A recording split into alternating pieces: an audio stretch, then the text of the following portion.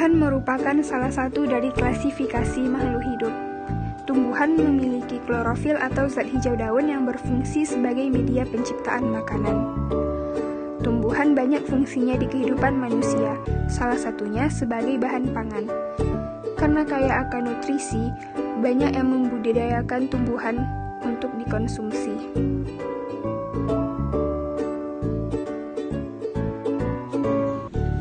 Assalamualaikum warahmatullahi wabarakatuh. Alhamdulillahirabbil alamin. Bersyukur kita atas kehadiran Allah Subhanahu wa taala yang telah melimpahkan banyak sekali nikmat-Nya kepada kita semua. Salah satunya adalah mampu melakukan proses pembelajaran walaupun secara daring di tengah pandemi ini. Salawat beserta salam tanpa pula kita hadiahkan kepada junjungan alam yakni Nabi besar Muhammad SAW dengan melafazkan Allahumma sholli ala Sayyidina Muhammad wa ala ali Sayyidina Muhammad. Baiklah, saya Nadia Ardinata dari kelas 12 IPA. Pada video kali ini saya akan menjelaskan tentang kadar dosis pemberian pupuk yang baik untuk tanaman kangkung. Penanaman kangkung saya lakukan di halaman depan rumah. Nah, ini merupakan bahan-bahannya. Ini ketika kangkung sudah selesai ditanam dan disusun berdasarkan denah polybag. Ini merupakan kangkung saat berusia 9 hari. Sudah mulai tumbuh.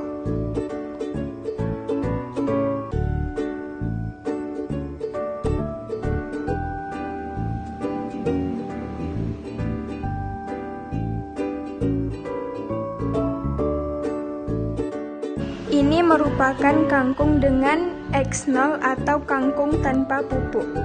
Selanjutnya adalah kangkung dengan X1, dosis pupuknya 10 gram.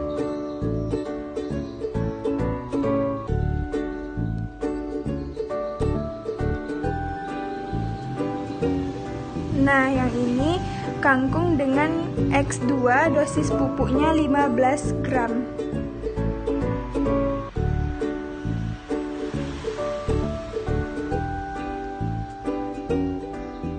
Dan yang terakhir, kangkung X3 dengan dosis pupuk 20 gram.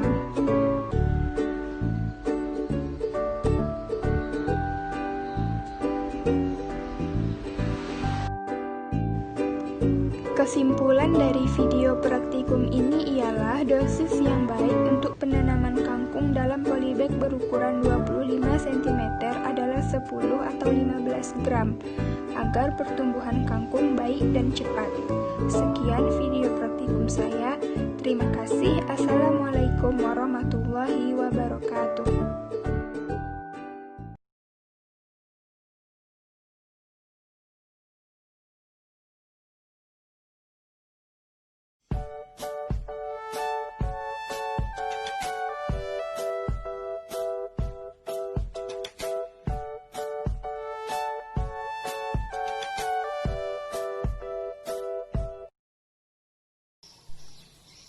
Langkah yang pertama, masukkan tanah yang telah bercampur dengan sekam padi ke dalam polybag.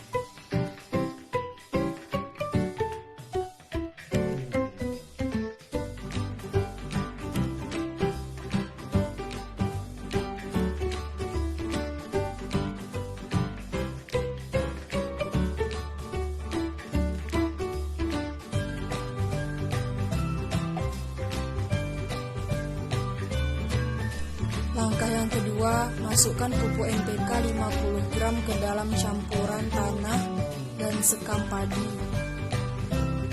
Lalu, campurlah dengan merata. Setelah itu, masukkan campuran tanah, sekam padi, dan pupuk NPK tersebut ke dalam polybag.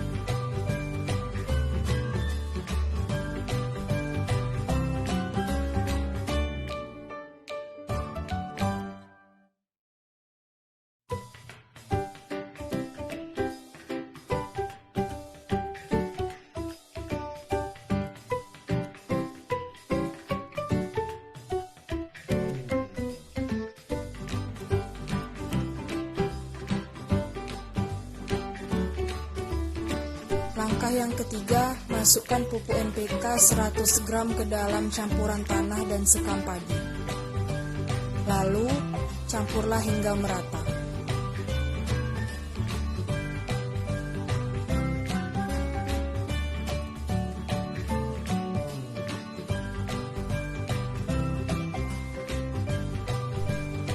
Kemudian, masukkan campuran tanah, sekam padi, dan pupuk NPK tersebut ke dalam polybag.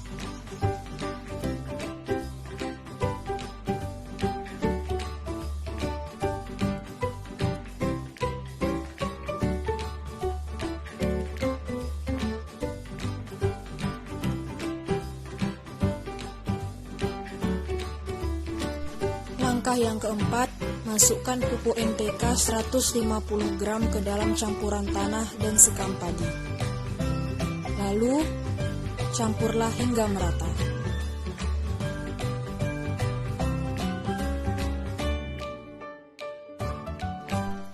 Kemudian, masukkan campuran tanah, sekam padi, dan pupuk NPK tersebut ke dalam polybag.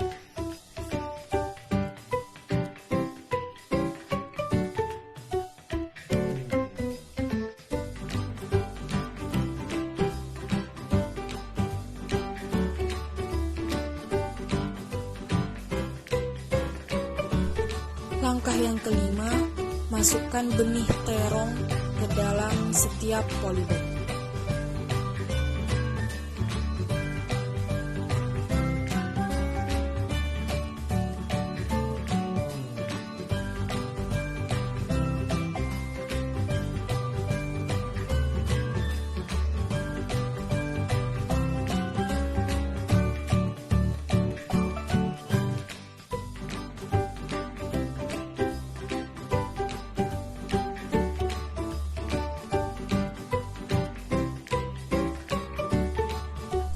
Langkah yang terakhir, jangan lupa memberikan air sedikit demi sedikit.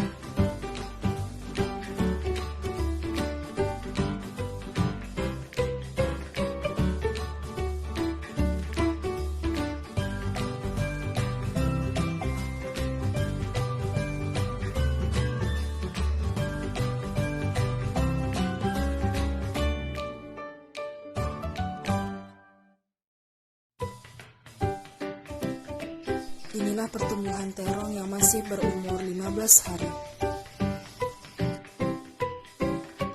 Sedangkan ini adalah pertumbuhan terong yang sudah berumur 1 bulan.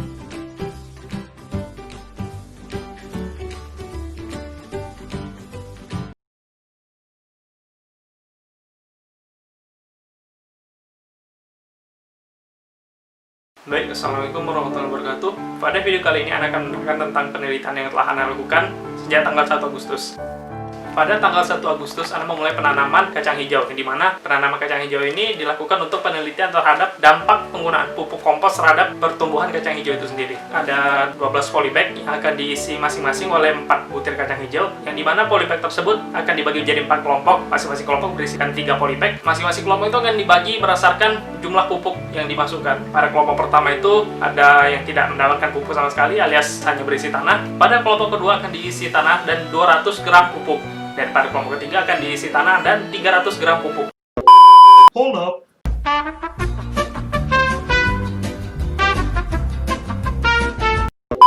Tujuan dari penelitian ini adalah tentu saja untuk mengetahui apakah pengaruh dari pupuk kompos itu terhadap pertumbuhan dan perkembangan dari tanaman kacang hijau. Jangka waktu dari penelitian ini adalah kurang lebih 1 bulan. Setelah melalui proses yang cukup panjang, pada akhirnya kita dapat mengambil kesimpulan dari penelitian ini. Sejak saya memulai penanaman pada tanggal 1 Agustus sampai sekarang tanggal 30 Agustus, tentunya perubahan-perubahan yang dialami oleh kacang hijau tersebut berbeda-beda sesuai dengan takaran pupuknya. Yang bisa kita lihat ialah tanaman kacang hijau yang tidak diberi pupuk itu hanya bertahan pada hari-hari pertama saja.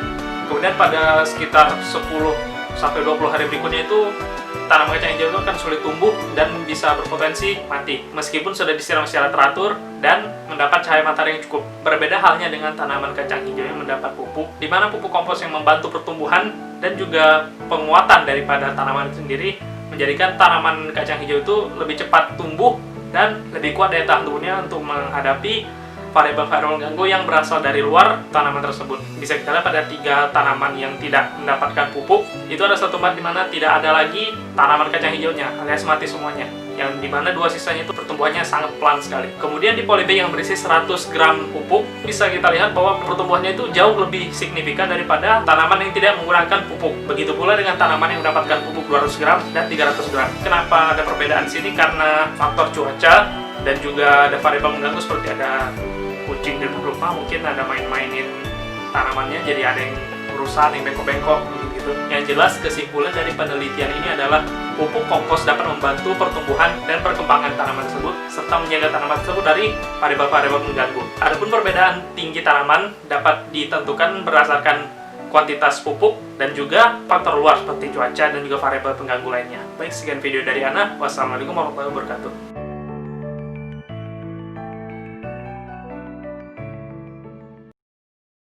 Assalamualaikum warahmatullahi wabarakatuh. Saya Gioni Aprilia Borneo akan menjelaskan bagaimana cara melihat respon tumbuhan kangkung akibat pemberian pupuk kompos. Yang pertama yang saya lakukan adalah menyampur tanah dengan kompos, dan tentu saja dengan dosis yang berbeda-beda. Yakni yang pertama ada X0, yakni tidak diberi kompos. Yang kedua ada X1, diberi 100 gram kompos. Yang ketiga ada X2, yakni diberi 200 gram kompos. Dan yang terakhir ada X3, diberi sebanyak 300 gram kompos. Di setiap polybag, saya menanam sebanyak 2 bibit kangkung. Setelah ditanam dan disiram, dalam kurun waktu 3 hari, tumbuhlah kangkung tersebut dengan tinggi yang berbeda-beda. Dan ini adalah gambaran ketika kangkung berumur 2 minggu. Selanjutnya adalah gambar ketika kangkung berumur 3 minggu dan telah kelihatan tinggi kangkung tersebut berbeda-beda. Terakhir, ini adalah gambar kangkung setelah sebulan. Kesimpulannya, berdasarkan hasil analisis data dan pembahasan dalam penelitian ini, dapat disimpulkan perbedaan dosis kompos berpengaruh nyata terhadap tinggi batang, panjang helaian daun, dan lebar helaian daun kangkung. Namun, pemberian pupuk yang terlalu banyak tidak juga baik untuk tumbuhan. Karena bisa kita lihat di video ini, tumbuhan yang paling banyak mengandung pupuk tidak lebih besar dari kangkung yang lebih sedikit mengandung pupuk kompos.